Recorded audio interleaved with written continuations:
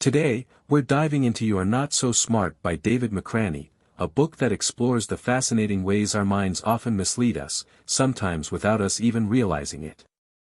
Have you ever felt like you're seeing the same story repeated in the news or on social media? Or do you sometimes recall an event differently than a friend who was there with you? McRaney delves into these quirks, showing how our brains can fool us, even when it comes to our own thoughts. Consider these examples. 2 presidents were assassinated on Fridays, 2 famous ships sank after hitting ice in the same month, and people sometimes ignore looming threats, carrying on as if all is fine.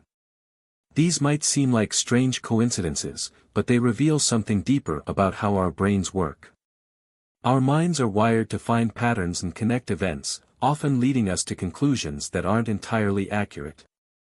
In this summary, you'll uncover the common mental shortcuts and biases that shape our decisions and perceptions, often without us noticing. McRaney explains why, despite all our intelligence, we aren't always as rational as we believe. Through intriguing stories, he reveals why our brains interpret events in unique and sometimes misleading ways. Stay with us to better understand how the mind operates and why we sometimes miss the mark. One concept McRaney explores is the Texas sharpshooter fallacy, where we perceive connections that aren't actually there. Take the assassinations of Presidents Abraham Lincoln and John F. Kennedy.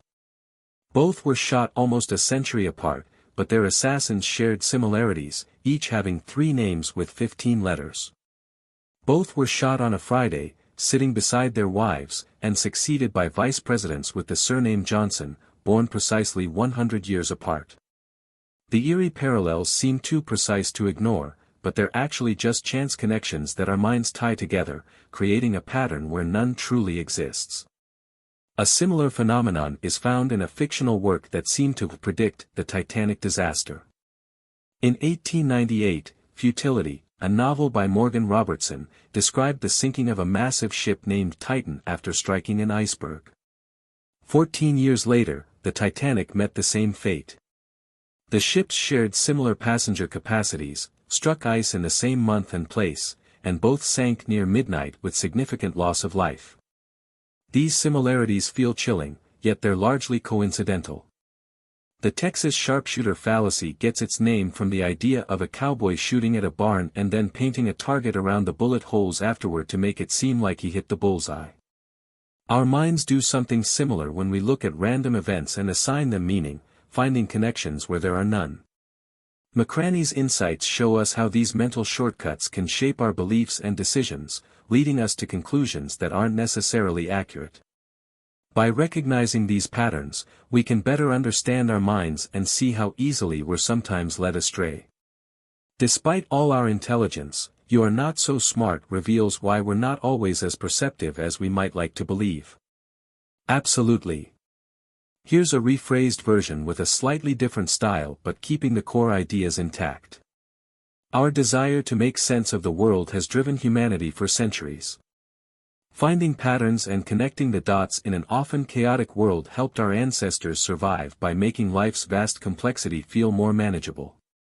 Astronomer Carl Sagan captured this beautifully when he said, "In the vastness of space and the immensity of time, it is my joy to share a planet and an epoch with Annie, a reminder that, although the universe may be indifferent, we have the power to decide what holds meaning in our lives." Amid all the noise, finding purpose is a choice we make. Normalcy bias. Imagine you're on a Boeing 747, preparing to land when the engines suddenly falter. It's been a smooth journey, but as you glance through the thick fog outside, a loud explosion rocks the plane. Smoke fills the cabin, and flames appear, bringing with them the stark reality of danger. You might think your instinct would be to jump up and run to safety. But, surprisingly, many people in emergencies act as though nothing is wrong. Known as normalcy bias, this is when we mentally downplay the seriousness of a crisis, continuing to behave as if everything is normal. One tragic example of normalcy bias occurred during the 1977 Tenerife airport disaster. In dense fog, 2 Boeing 747s collided on the runway, partly due to miscommunication. When one of the planes attempted to take off, it collided with another at a devastating speed. Emergency teams rushed to assist, but many passengers remained paralyzed in their seats, shocked and unable to react. Some who unbuckled themselves and escaped to safety survived, but many who didn't act were later killed when an explosion destroyed the plane. What makes the difference between those who freeze and those who respond? Preparation. Studies show that people with prior experience or training in crisis situations are better equipped to act swiftly. Fire drills, disaster training, or even experiencing a traumatic event can help people overcome the initial shock.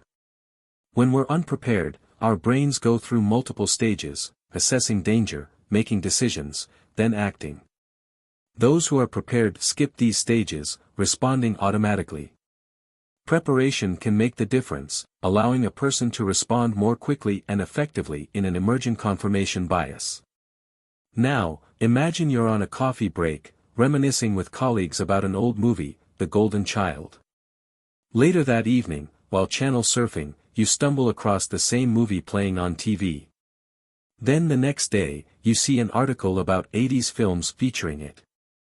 Finally, a friend sends you an article mentioning one of its actors. It feels as though this film is popping up everywhere.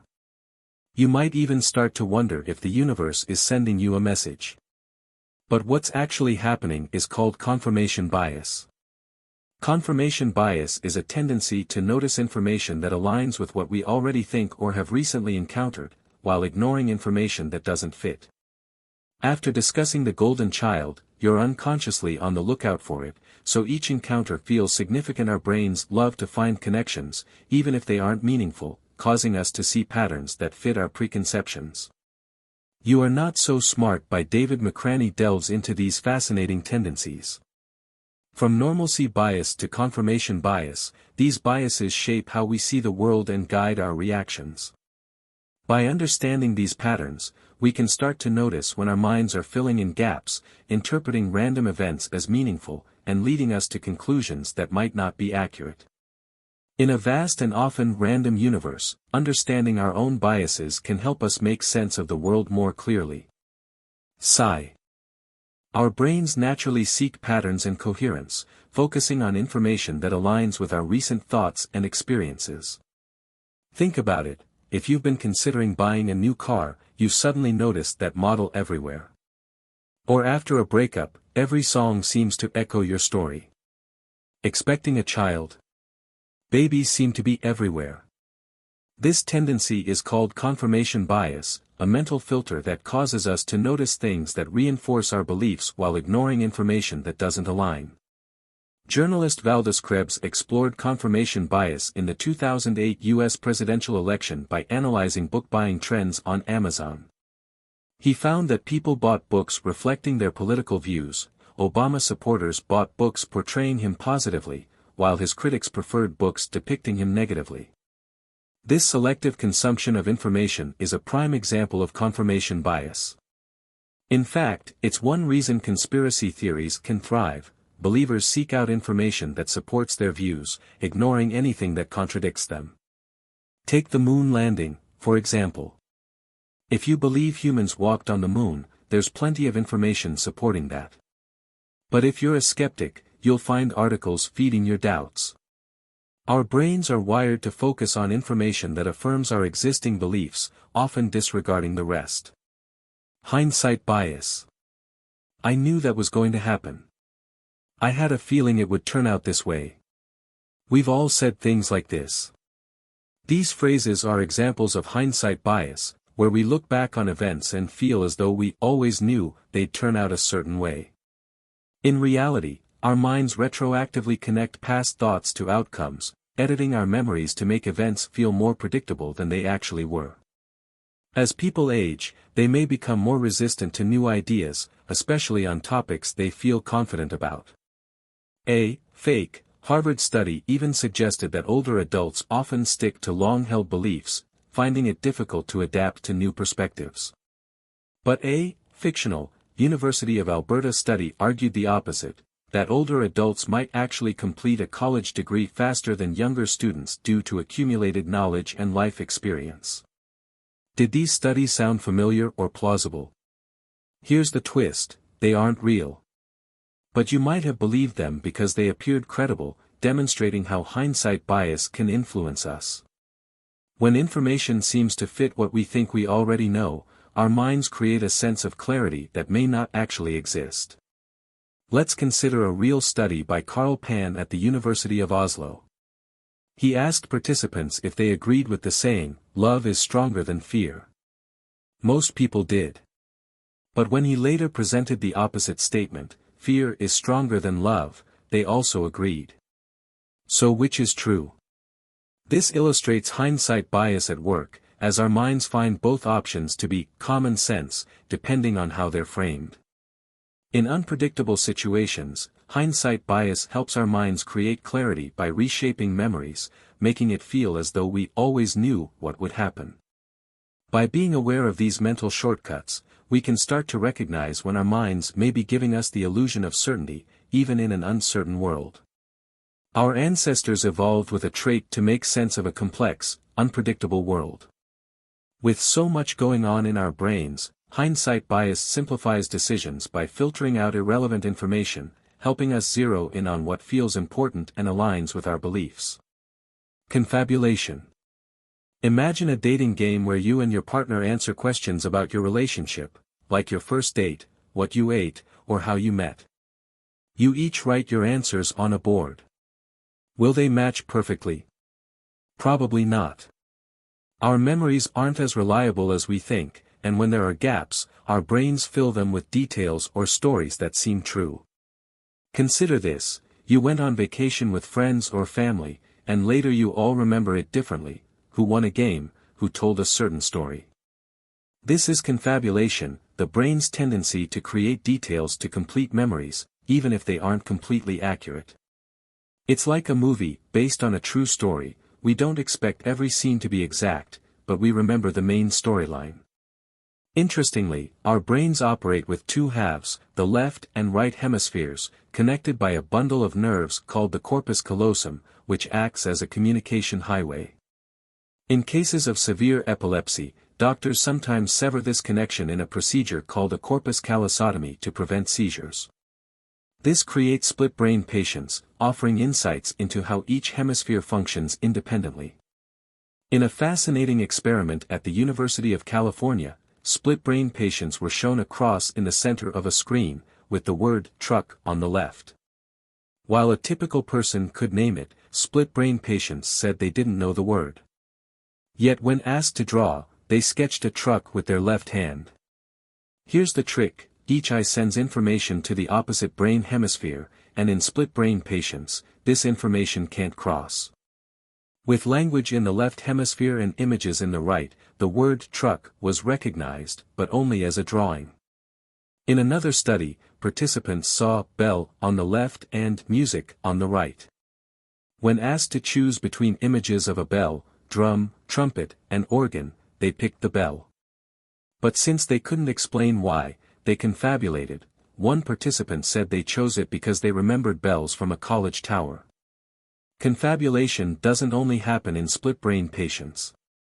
For example, in a study where walk was shown to split-brain patients, they stood up and started walking. When asked why, they said, "I felt like getting a drink," instead of saying they didn't know the reason. Even with fully connected brains, we all confabulate. We constantly create reasons for our actions and explanations for events. These stories help us understand who we are and our place in the world. Without confabulation, our sense of identity would be incomplete. Like the protagonist of a movie, we construct meaning and purpose for our actions. Conclusion. First, we explored the Texas sharpshooter fallacy, where our brain tries to find meaning in coincidences, often seeing patterns that aren't really there. Then, we delved into normalcy bias, where people freeze in crises, underestimating danger and continuing as if everything's fine. Next, we looked at confirmation bias, how we notice information that confirms our beliefs and overlook what contradicts them. Then, hindsight bias showed us how our memories rewrite events to make them feel predictable. Finally, confabulation revealed how we fill gaps in our memories with made-up details, creating narratives to make sense of ourselves. Together, These quirks highlight that our brains are constantly crafting stories, striving to simplify the complexity of reality into something coherent and meaningful.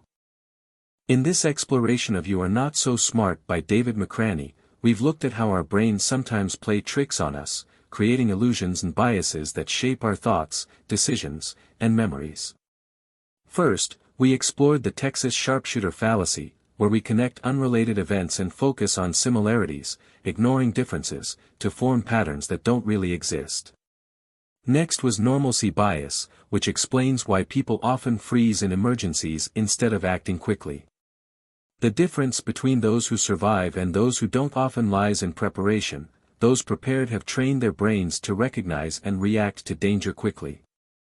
Then we discussed confirmation bias, our tendency to seek out information that supports our beliefs while filtering out anything that contradicts them. Essentially, we view the world through the lens of our own opinions. Hindsight bias shows how we reshape memories to fit our current beliefs. Often, we convince ourselves that we knew it all along, even if our original thoughts were different. Lastly, confabulation demonstrates how our minds fill in memory gaps with fabricated details. Split-brain patients are a clear example, often inventing stories to explain their actions. But even with typical brains, we confabulate, creating narratives about our actions, preferences, and life events to make sense of ourselves. These mental shortcuts are fascinating, aren't they? Every day, our minds use these tricks to help us function and adapt in a vast, complex universe. What matters most is making the most of our time and striving to live with purpose. You're welcome. It was a pleasure to share this journey into the fascinating ways our minds work. Understanding these quirks and biases truly opens up a new perspective on how we think, make decisions, and perceive the world. Remember, self-awareness is a powerful tool that can help us live with more intention and understanding. If this exploration sparked your curiosity, feel free to dive deeper and keep expanding your knowledge with more insights and resources.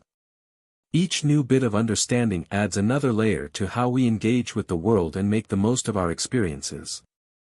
Happy learning, and here's to making each day more meaningful.